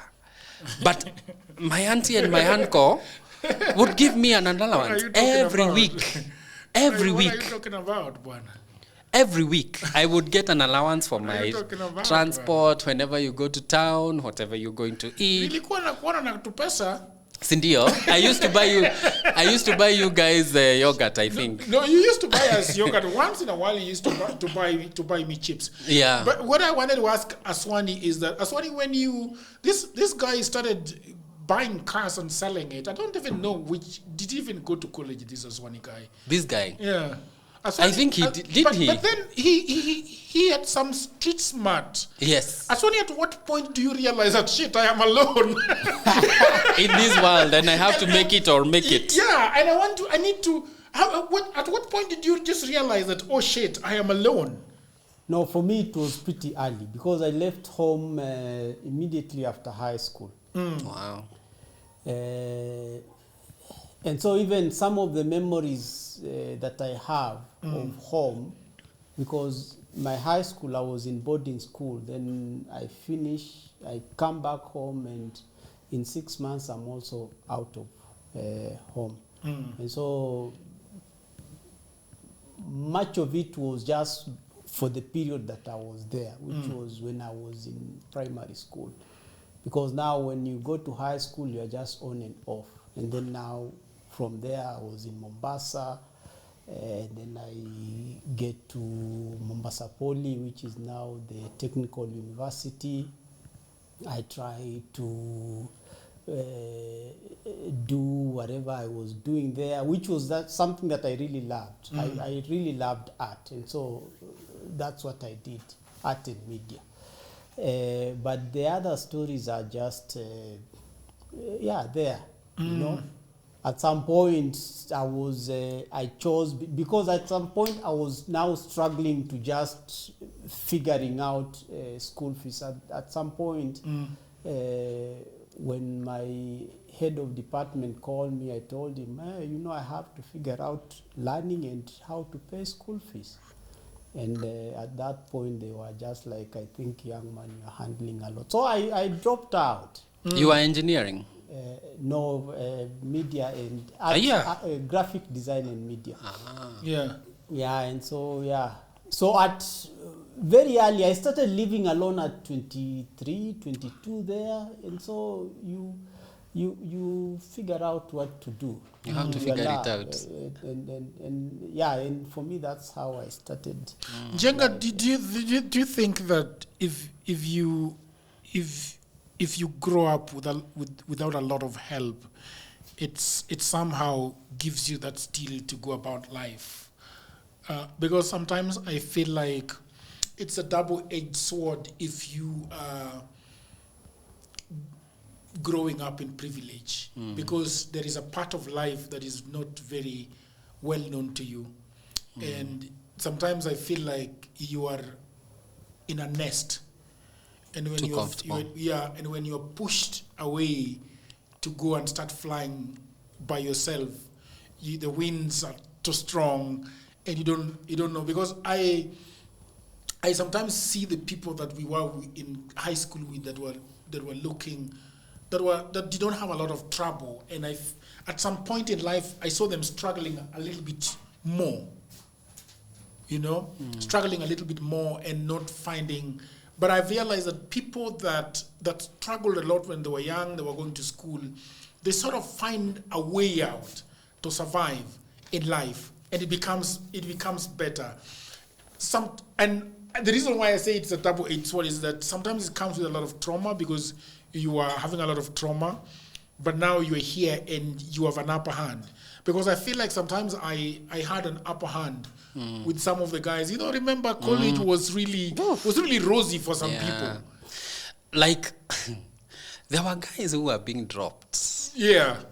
But also there were guys with apartments. And guys with apartments. I remember. Girls, usually. I remember going to an apartment of a girl. Where? There was nothing. Njenga. We will tell the stories. Why are thinking ahead? No, I didn't say. Did I say anything? I didn't. But she was living in Westlands in her own apartment. With a big ass TV. The big ones with the back. Yeah. But it's huge. Yeah, it was. I think. Actually, not I think. When it is between survival and survival, you will walk on those nails. Because before you get to where you are at now, or where I am, or where Aswani is, you will suffer so much humiliation. You will suffer so much not being seen, because people will be like, yeah, who is that? Not being heard. So it creates this thing in you that you become a hunter, and you have to become like top off. Yeah. Because if you look at coming from a home whereby everything is provided, you have an apartment that your parents are paying for. You have a car that you're driving. You don't even know what it takes to maintain. And things like that. You won't bother much about what happens if I do not make some money today. But we cannot glorify this, that people have to struggle so much. Yeah. But to get to that. That is sort of my problem with life, because I remember going to Zambia and being told that all the sons of the former president, some of them are in prison. Some of them died of heart attack because they were on drugs. Yeah. And basically, the guy has nobody left because of the privilege that they had. Exactly. So I don't know whether it's you should have a bit of privilege, a bit of struggle, or you should learn that even though I'm in privilege right now, it is not going to be privilege all the way. We should have a fair system. Keep going back to the system. Yes, because the reason you and I struggled is we could not get scholarships to go through university. Yeah. Right? Even going through primary school was a struggle. High school was either if you got those bursaries, or, if the head teacher was gracious enough to let you go through because either you're smart or whatever. But we need to make our system fair for everyone. That regardless of where you come from, you have a fair chance at an opportunity because the system allows that. But when we make it a system of the well-to-dos, of those who are making policies to just keep favoring themselves, we will be worse off than we are now as a country. And I want to say this. We cannot outperform corruption. We cannot outrun corruption. We cannot outsmart corruption. You have a child. This child, you are making savings for them to go to the best school that you can afford. But remember that when she graduates, and when she is in this space for, I have to get a job, or I have to start a business, she will be dealing with people who went to the other system of education, and these are the people who will be competing for the political positions to make policies for a society that should be just. Do you think it will work? You have shielded your child at this point because you have given them the best. But they will bring you, the guy they want to marry is that guy who went to the CBC system and never even got to the end of it. Because the system was so unfair to them that they could not survive. Yet, you sacrifice yourself to offer the best to them. We cannot outsmart corruption. In Kenya, what we have done is we have privatized everything that the government has failed in or on. If you look at healthcare, we have private hospitals. Whom do they cater to? To the well-to-dos, right? Education, we have private schools. Whom do they serve? The well-to-dos. But when you come to the same society where inequality is like disparaging, the person who cannot go to this prestigious school or afford this hospital, at some point, they will be in a place whereby they have to get their share of the society in whichever way. So, if it means me marrying up, that is what I'll do. And so I'll come and, charm your girl, and here we are. Meaning, it is a zero-sum game. We cannot shield ourselves thinking that it will not affect us ahead. The reason why we have the uprisings now and the protests now, I said the Constitution is a suggestion to many people. But if we had implemented it as it should be, in terms of Chapter 6 of the Constitution about integrity of whoever is our leaders, if we implemented that Constitution such that we are not appointing people to be CSAs because they are our cronies, they are our friends. Can I ask you something? How does the Constitution of Kenya deal with the right to education and right to health? They are entrenched in the Constitution. Every Kenyan has the right to the highest possible. And then it puts a full stop. It says to the highest possible. Then it full stop. And then it continues. It puts a full stop. I think so. Does it give the how? Now the because I think that's where the suggestion comes. Yes. Because what is the how? The how is by having people and policies that work. Because every law that is passed should align with the Constitution. Because I'm thinking that the Constitution saying that every Kenyan has a right to the best possible medical care. All right? Yeah. And I would think that it would say that cancer, for example, treatment of cancer should be free for all Kenyans. And therefore, when the government is making allocations for health, then they would specifically make a budget for cancer care, and or for immunization, or for this and that. I think the problem with the people that were making the constitution of this country, I don't know whether it was a hurry, I don't know whether they did not foresee all these loopholes, because the other day somebody was telling me, by the way, Ruto can only leave presidency. A Kenyan president can only step away when an election has been done and a president has been announced. Unless that happens, elections can be put forward and he will not leave. Because he can only leave if there is an election and somebody else is in office. And when the term lapses of the current government, what happens is that period between the lapse of the term and another president being announced is that the president has no powers. He cannot command anything. They say he can in case of war. If Somali bombs us, but he's not if the term has lapsed and it was the election period, he cannot. Who becomes president? That falls on, there is the military, but they have to be commanded or guided by, I think, the parliament or something. Parliament that took that took Gachagua home. Same one. Those ones.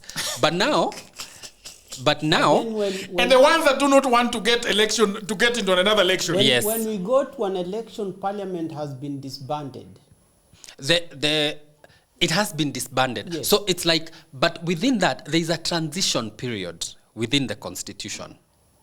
And there are, like guides or guidelines on how everything happens within that period. So I want to come back to your question on the highest possible. Yeah? So here in Kenya, for instance, what is the highest possible healthcare? India. No, in Kenya. In Kenya. I don't know Kenyatta. Tundu Lissu, the Tanzanian opposition leader, was here. I think it was at Nairobi Hospital. Yeah. Showing that our systems are capable. Why don't we have Kenyatta Hospital as Nairobi Hospital? Because the money that Nairobi Hospital has, or the Aga Khan has, it is coming from Kenyans. So it is possible to have that highest possible healthcare. So we should not be looking outside of... Highest possible healthcare free, or what do you mean? It doesn't mean free, but affordable. Like you should not be turned away from being treated because you don't have money. Yeah? So if it's a critical case, and like right now, God forbid that you have to go to Nairobi Hospital because it is critical, they should not turn you away.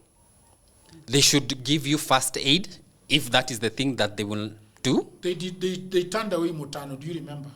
Oh yeah, he was in an accident. Yes, and he was taken to Mpisha. But we didn't have this we didn't have this constitution at that time. Did we? We didn't, yeah. Yeah. So this is what the constitution does. And now because everything, the nitty-gritties of healthcare, of education, and everything cannot be in the constitution. Otherwise, we will have a book that is miles big, And this is why we have parliament to legislate. And they cannot make laws that go against the constitution. They can add on to it. They can add on to it, but should not supersede the constitution. There was a ruling, I think, yesterday or the day before, on the Cathis. It was on Islamic inheritance requirements and things like that. So the argument was that this family, because the guy died before, and he had 2 wives, before like writing a will and saying whoever gets this and whoever gets that, Islamic law was like they cannot get part of the inheritance because they were born out of wedlock. However, this case that went through the levels of the court system in Kenya ended up at the Supreme Court. And the Supreme Court said a child cannot be penalized because of circumstances they did not fashion. And so, while the Sharia law is like they cannot inherit, the Kenyan constitution says they cannot. Sharia law is Kenyan's constitution? No, see the Islamic. The Sharia, but why do you call it Sharia law though? Because that is what they follow. But you cannot follow, if Sharia law says that you should kill somebody who offends you? We have Qadis courts, right? Yes. They are in the constitution. So, is that the same as Sharia law? The Muslims follow Sharia law. Yeah? Which law is that? It's their religious law. Which is it's like the Constitution. It's not in the Constitution. No, the Constitution recognizes that we have Christians, we have Muslims, we have Hindus. Is there a Christian law? They have the freedom of religion. And Sharia law falls under the Islamic religion. Do we have a Christian law? Yes, the Bible. the Bible says, do not kill, do not, right? Right? And those 10 commandments are law. The Luo culture says that a woman should not inherit anything. That's the culture. But Is when that not law? If that woman goes to court and says they are disinheriting me because I wasn't married or because I am a woman, the court will rule otherwise, because every Kenyan has the right to own property, Does the Kenyan constitution know what is in Sharia law? Do they know it? Do they know it? Because I think there is the caning of women in that Sharia law thing. Yes, but the Kenyan supreme law is the constitution. So Sharia law and everything else, the biblical laws and whatever else, fall under the Kenyan constitution. So, the constitution is the supreme. If there is a tug of war between those two laws, then the Kenyan constitution. What does the Kenyan constitution say? Because also in the preamble it says this law supersedes any other. Any other, yes. Yeah, the constitution supersedes. But how do we have? How about other countries like America? Do we have Sharia They have law? Their laws. Sharia law. No, Kenya doesn't have Sharia law. Muslims have Sharia law. And in Kenya, the constitution recognizes, I will put this in quotes, recognizes Sharia law under the Islamic faith. So it is Islamic faith, whatever else they do under their Islamic faith, as long as it is not in contravention with the Kenyan constitution, they can do that. But you cannot go killing, you cannot go whipping. But you see, it's I think it is useless to recognize anything outside the law, because then it's still useless. If somebody shows up in court, like for example, this is clearly a Sharia law, that if you are born out of wedlock, you don't get shit. Until when you go to court, now suddenly you've got shit. Because Aswani, what's going on here? because Kenya is a nation, is a country, with its laws and principles and how you treat people and things like that. Why do I have a feeling that all these other laws are in contravention of the supreme law? Until you challenge them in court, they have to be tested. And what the ruling that happened on that inheritance was a test of the constitution. So the constitutions also have to be tested. I think Justice Maraga said the fidelity of a nation, something about constitution, right? Do you believe we should be having these tiny laws? Tiny laws? You see, because the constitution does not want to infringe on your rights. Because what for example, but also they are put on specific items, which is the Candid code, the marriage, the inheritance, and the way of living of a Muslim believer. You need to go to school and study the constitution. So, in any case... but there is no Sharia law in the constitution. In any case... It's not in the constitution. And that is why it was challenged in court, and the constitution reigned supreme. Like you can have whatever laws. You can have whatever laws. It's like in your house. So when you use the term recognition here, it's useless, right? Because we are recognizing until somebody comes and saying it's wrong, and then we say, yeah, it's wrong. Recognition is to protect whoever practices that faith from me going and saying, you are doing this against what I believe. Just like they cannot come and say, you are a Christian, you're doing this, and I do not believe in it. So the constitution is like what protects the sanctity of being Kenyan. Because somebody can also say that, well, they are saying that I can't inherit, but I'm not Muslim. They're claiming that I'm a Muslim and I'm not. There has to be... But they are also saying, yes, you're a Muslim because you are born of Muslims. Yes. And I'm saying, no, actually, no, I'm not a Muslim. Now that is another case altogether. Because it would be like, I don't want to be having this, But the challenge in court was these children who were, born out of wedlock could not inherit. Yet that was the father. So they had to get what was rightfully theirs. Yeah? So the constitution is to protect the sanctity of you being Kenyan and your rights, because you have your rights that are enshrined in the constitution. But like I said, I know we are winding up. Like I said, we cannot outsmart, we cannot outrun, we cannot outdo corruption. So we can privatize as much as we want. Do you think that corruption is the biggest issue that we are having right now as a Kenyan society? Definitely. Tell me why, if I go to hospital, I cannot get medicines. Tell me why the children in primaries, in school, in the Kenyan education system cannot get the materials they need in school. Is it that we don't have the money? They're asking us even for toilet paper. Yeah. You see? So, is it that the money is not there? And tapes. Yeah. What are they doing with tapes? Exactly. Why are they always asking for tapes? Because they have your kids, you have chosen to take your child to a...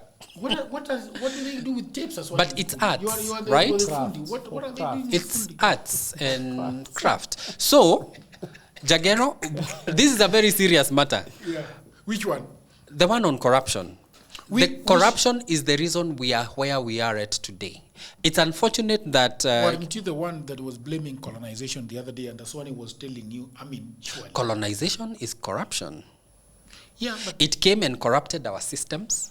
Yeah. It came and corrupted our cultures. We cannot be we are very unfortunate as Africans. We can't be crying 100 years later. But we can't be crying. When Uhuru was saying that 2 billion is being cut lost every day. How much do you think we are losing today? Were they going to the Wazungus? Where is this money stuffed? Where is this money kept? Do you think we are losing more? Yes. And where is this money kept? Do you think we are losing more? Yes, we are. Yeah. Yes, we are. We are losing more than 2 billion. But also, our system allows that to happen. Yeah. Like if ideally, if we had a rule of law, it's not possible. There are countries in this in Africa, for example. Ethiopia is one of them. It's not possible to move a lot of cash. Yeah. Even people who do business in Ethiopia have to wait for the longest time to get their forex cash. and things like that. And so, like here in Kenya, the reason why we are always on the financial watch list is because it's so easy for us to move cash. We are so willy-nilly about... There are advantages or disadvantages to that. We've traveled with you to South Africa, and even you remember the story where I went to the Forex Bureau to sell my rands that were remaining, and they asked me, where did you get the rands? And I had to say I bought them from the same person. You get, because I had dollars, I changed into rand so that you could easily use that. But they told me, give us proof. And you see those kind of financial systems, as we allow people to ship to carry in bags outside this country, in bags. Now your relatives are very common to going to Dubai every day. They've opened accounts there, so when somebody is in a night flight to Qatar, they are just going to business an ATM class to withdraw their dollars. And we need to have systems that make sure that kind of financial breach is not happening. Yeah, so colonialism still affects us because this money is stashed in their countries. They're the same people who are running this money system, right? So we cannot say that it has not, until we address the systemic issues and get rid of all these issues that have brought us where we are now. We are still yoked to colonialism.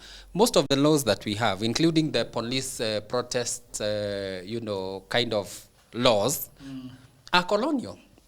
Why did we leave them in this 2020 constitution? Because they favor a certain class. And until that class is challenged, and that is what is happening now, until that class is challenged, it is comfortable in it because they benefit from it. Because the inefficiencies in the system favor some. And that favoring means that everybody else cannot benefit from the same system. I want to ask you the last question, but you just give me the answer. Don't go around the bush. Come on with you, Wachana and I. What do you think should lead Kenya in 2027 going forward? Who? Who should lead? Kenya in 2027 going forward. Somebody who's not been in this system. You don't have a name? I would say Okia Omtata has shown us that he can do stuff. He's been fighting for us for years, even before he became a senator. Maraga, he may not have the aura. You know, Kenyans are for aura. We have learned that we don't need auras. Yes. And eloquence. Yes. But he could be an option for this. Those two could be an option. In our next podcast, we will talk about the presidential candidates. Yes. So those two could be an option. But anybody who has been in government in a point whereby they have had the opportunity to call the shots. I don't also think that we should be getting completely fresh people from River Nyando, are they? Because No. this is the problem. You can't get somebody who has never been in a car plant to run a car plant. This is the problem we have. Jagero, this is a serious issue. This is the problem we have as Kenyans. I know. That's why systems are actually important. I Yes. have to say this. That's why when we have strong systems, strong institutions, Yes. for that fact, then we would not care who is president. Because there is continuity. The president is not supposed to tell the chief of police what to do. Exactly. Yeah. You should know what to do. They should know. And if they what cannot deliver without being told, man, vacate the office, let those people who can do it. And also the circus of political theater needs to end. It needs to end. And Jagero, we cannot live with it forever. We can't. And this is the problem that we have. Who has not been? Who has been experienced? When you became a parent, were you experienced? No. But I'm What very is good at job. what is the most difficult job in this world? Being a parent. Bringing another human being up, right? So, if it's about experience, who was the first president, the first ever president in the world? Where did they get the experience from? I don't know about how You the see? economy went. So, how much experience did Kenyatta have as a president before he became president? So we cannot talk about people being experienced. Please go in. There are systems. There is a constitution to follow. Yeah. Follow it to the hilt, is it? Yes. Follow it to the dot. Yes. And then everything else will align. Yeah. Yeah. Just don't say that we don't have experienced people. All right, people of the internet, thank you very Na much. nitachukua kiboko. That was Njenga and Aswani, and I loved the conversation. 2 hours later, we are done. Gosh. Thank you very much. We are going towards 100,000 subscribers on YouTube. Please, if you love this interview, please give us, hit on that subscription And I have a channel button. also. Yeah. What is your channel? The EV. We are going to talk about the EV next in our episode, Yes. about whether people should buy EV. Yes. Do you have a lot to say about that? Yeah, I mean, like, guys, go to China Global South Project on China Global YouTube. South. Yes, the China Global South Project. I have a podcast there called the Africa EV Show. Please, let's see what we can do, because there is a lot that is happening in this continent of ours in terms of shifting to green energy or green mobility. And please come and we see how we can move our continent forward, including manufacturing here and stopping with the importation, because that is why our bills and our economies are not growing, because all the money we make is shipped out to China or wherever. Yeah. Until another episode, bye for now.